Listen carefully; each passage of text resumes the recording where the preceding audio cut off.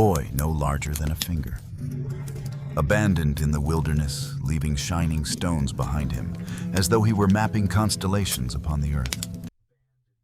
A child who tricks giants, who walks in the shadow of death and returns alive. It sounds absurd, doesn't it? A bedtime story told to hush children into sleep. But what if it was never meant for children at all? What if Little Thumb is not merely a clever boy, but a fragment of something older? An echo of forgotten peoples said to walk among us, small as shadows, cunning as spirits feared by kings, and whispered of in the oldest myths. For nearly 800 years, the tale has endured, not because it is charming, but because it hides a memory of survival, of trickery, of the powerless triumphing over the devourer. Hidden inside is no comedy, but a trial. A secret so ancient, it reveals who endures and who is consumed. Join me, Darklings, as we peel back the layers of Little Thumb. For what appears to be a child's story may in fact be a memory carved into the bones of time. And to see it clearly, we must begin at the beginning, with the tale as it was first told. Once upon a time, there was hunger. A poor woodcutter and his wife, gaunt with despair, could no longer feed their 7 children. And so they chose the unthinkable, to lead them into the forest and leave them there. Among the children was the youngest, so small he was scarcely larger than a finger. His parents thought him weak, but his eyes were sharp, and his mind sharper still. While the others wept, Little Thumb bent low and gathered smooth white stones, slipping them secretly into his pocket. That night, as the moon rose pale and watchful, the children followed a trail of stones shining like fallen stars, and so they found their way home. But home did not save them. Hunger returned. The parents led them into the forest again. This time, the boy had only crumbs of bread. He dropped them one by one, hoping the birds of night would spare them. But by dawn, the path was gone. The crumbs had been devoured, and the forest closed around them. They wandered deeper into the trees where the shadows grew thick and silence pressed heavy. And there, waiting in the gloom, was an ogre.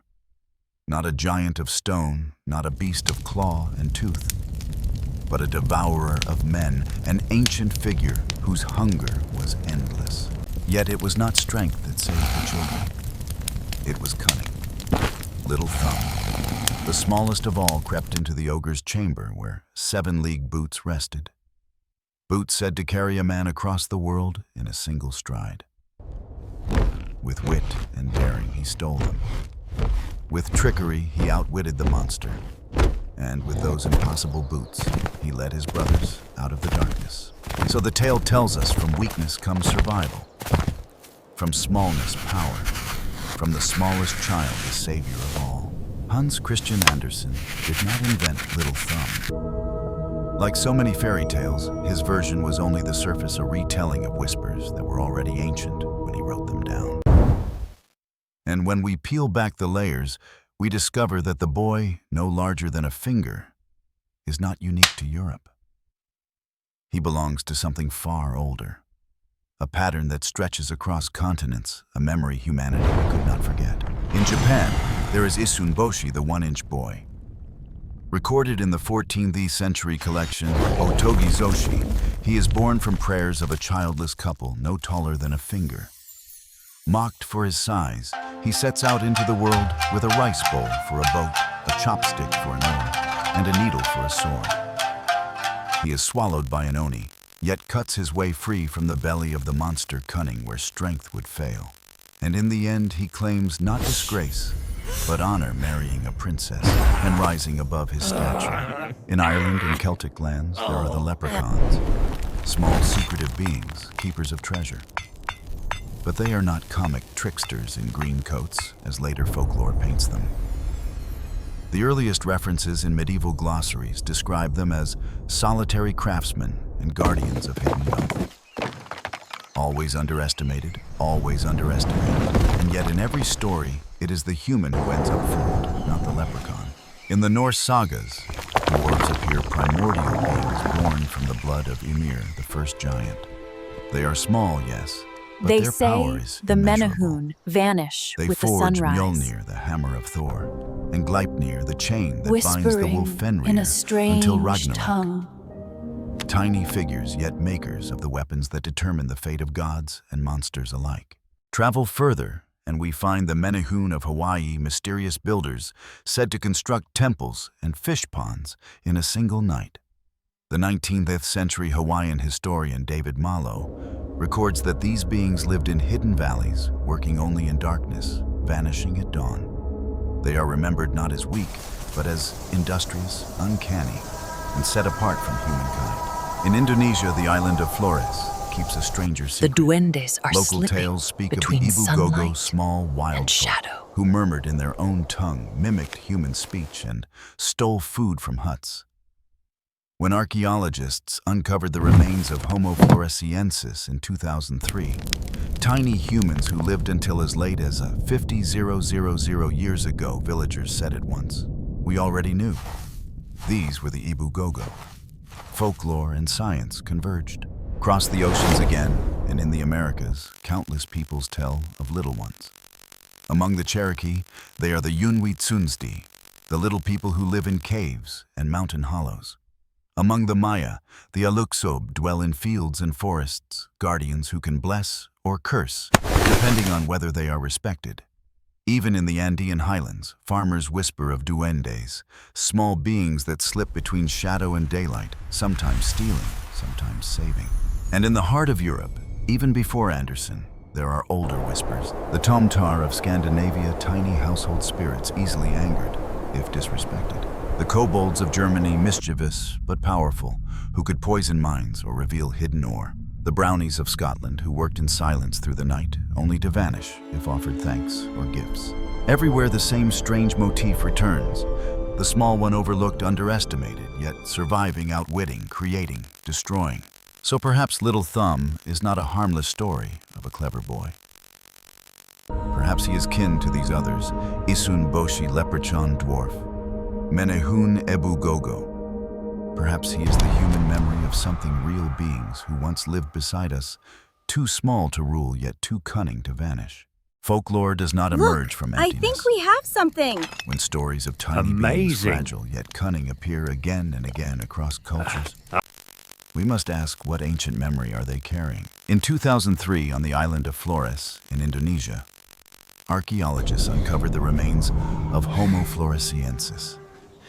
Barely over a meter tall, with small skulls but tools clutched in their hands. They say the Ibu Gogo steal food. Fire makers, survivors. What do were they no say? distant species. They lived as recently as 50,000 years ago, close enough that our own ancestors would have met them, feared them, perhaps even told Incredible. stories about them. Local people already had a name, the Ibu Gogo, little wild folk Indeed. who muttered in strange voices, who stole food, who could never quite be trusted. Science gave them a Latin name. Folklore had remembered them all along, and Flores is not alone. In the limestone caves of Palau in Micronesia, researchers uncovered skeletons of people scarcely taller than a child with delicate bones and unusual skulls. The dating just Did you hear that? 3,000 years ago. In the highlands of Ecuador, What was unusually that small sound? burials were uncovered in pre-Columbian contexts, some less than 120 centimeters tall.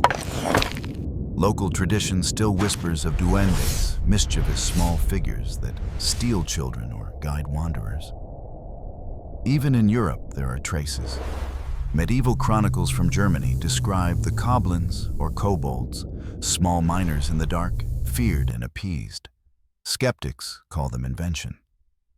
But what if they are distorted memories of neighbors who really were smaller than us? Science itself has begun to admit humanity was never alone. For most of history, Homo sapiens shared the world with others. Neanderthals, Denisovans, and perhaps these little people. Some survived in memory longer than in flesh, but archaeology is not the only clue. Medical texts tell us of conditions like primordial dwarfism, rare genetic traits that produce humans scarcely larger than a child, yet fully formed adults. In ancient villages, such figures would have seemed uncanny, neither child nor man, small yet intelligent, vulnerable yet enduring. Did these rare individuals inspire stories that spread into myth? And then there are the rituals. Across Siberia, shamans spoke of soul journeys, when their spirits walked vast distances in a single stride, covering mountains in moments. In Europe, the motif of the seven-league boots may be a memory of these shamanic visions, impossible travel condensed into a single step. Among the Maori of New Zealand, Tohunga, priests spoke of ancestral beings so small they could vanish between tree roots. Yet they held the power of sacred chants. In West Africa, tales of dwarfish ancestors mingle with archaeology of small stone figurines, ritual tokens buried beneath thresholds, and the pattern goes deeper still. Archaeologists in Çatalhöyük, Turkey, one of the earliest cities on Earth, unearthed tiny figurines, creatures with oversized heads, slender bodies scarcely larger than a thumb. Were they idols of fertility or memories of a race once smaller than ourselves? In ancient Egypt, amulets depict diminutive gods, like Bes, guardian of households, protector of children, grotesque yet powerful. All of these point to the same unsettling truth. The story of Little Thumb may not be fantasy, but cultural memory, an echo of encounters with real beings, whether rare humans, vanished species, or divine figures imagined through ritual. So when a boy no larger than a finger tricks giants and steals impossible boots, we are not hearing nonsense. We are hearing fragments of science, archaeology, and ritual layered together. Folklore is not fiction. It is the archaeology of the mind, preserving what bones and stones cannot. Every detail of Little Thumb is a symbol. The story may seem absurd: stones dropped in the forest, crumbs devoured by birds, a child slipping into a giant's boots. But in myth, absurdity is never random. It is code. The stones, smooth shining in moonlight, they are more than a clever trick. In ancient ritual stones were the markers of the sacred path. In Greece, Hermes was honored with cairns, piles of small stones left at crossroads. In Celtic lands, white pebbles were scattered to mark boundaries between the human and the other world. For Little Thumb, his white stones are not mere markers of a trail home. They are a lifeline of memory, wisdom, shining in the dark, guidance that endures when all else is lost. The crumbs, fragile, fleeting, devoured overnight. They are the opposite of stone's food. Instead of stone, perishable, instead of enduring. Faith instead of memory.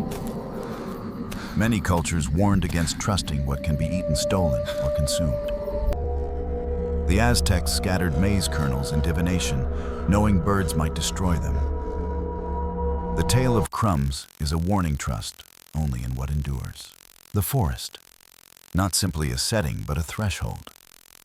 In myth, the forest is the unknown, the womb of trial where children are stripped of safety and confronted with death.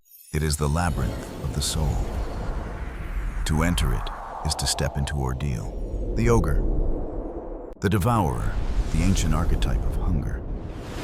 In Mesopotamian tablets, ogre-like demons were called utuku, spirits of famine. In Greek myth, Kronos devoured his own children. To meet the ogre is to meet hunger itself, war, famine, the consuming power of kings and empires. And only the smallest, most overlooked child defeats him, not by fighting, but by trickery. The seven-league boots. They are not shoes.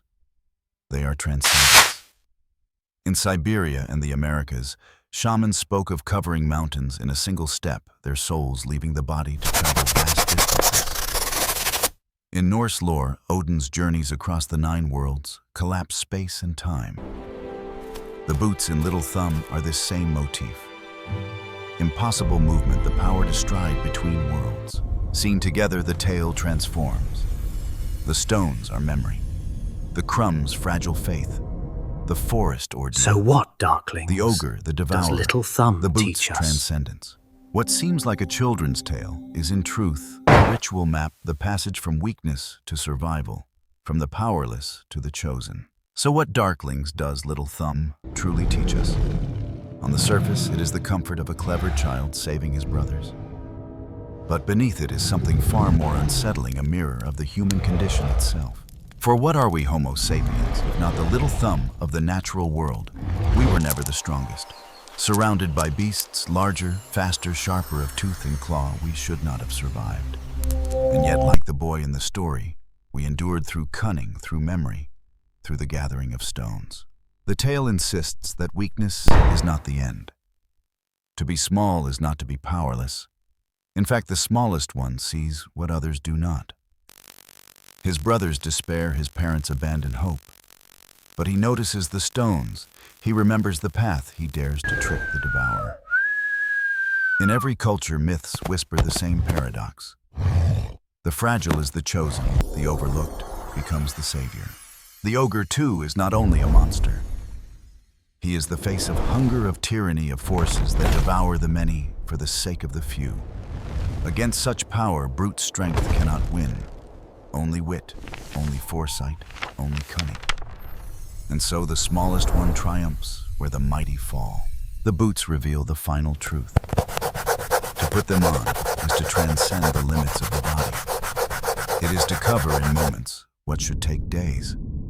It is the leap beyond mortality, the power of vision, imagination, or spirit. For what are myths, if not boots of 7 leagues carrying us across centuries, bridging the gulf between past and present in a single stride? Thus, the lesson of Little Thumb is not childish at all. It is a philosophy of survival. That cunning is greater than force. That memory is stronger than despair. That even in a world ruled by giants, there is a path for the smallest one. And perhaps Darklings the Tale is not only about a boy. Perhaps it is about us, humanity Do you itself, still hear fragile a against the children's cosmos, story? yet enduring through wit and imagination. A reminder that survival belongs not to the strongest, but to the smallest who dares to think. So now, Darklings, when you hear the tale of Little Thumb, do you still hear the laughter of a children's story? Or do you hear the echo of something older, of forgotten races, of rituals carved into stone, of trials that reveal who endures and who is consumed? Perhaps the boy no larger than a finger was never meant to amuse us at all. Perhaps he is the memory of the powerless, who outwit the devourer, the shadow of neighbors who once walked beside us, the whisper of spirits too small to see, yet too cunning to forget. And if one tale of a child hides such ancient memory, what of the others? What secrets lie behind the girl who wandered into a cottage of bears? What trial hides in the dance of 12 princesses who vanish into the night? Fairy tales. Darklings may not be dreams at all. They may be graves. And each one we open reveals not fantasy but survival.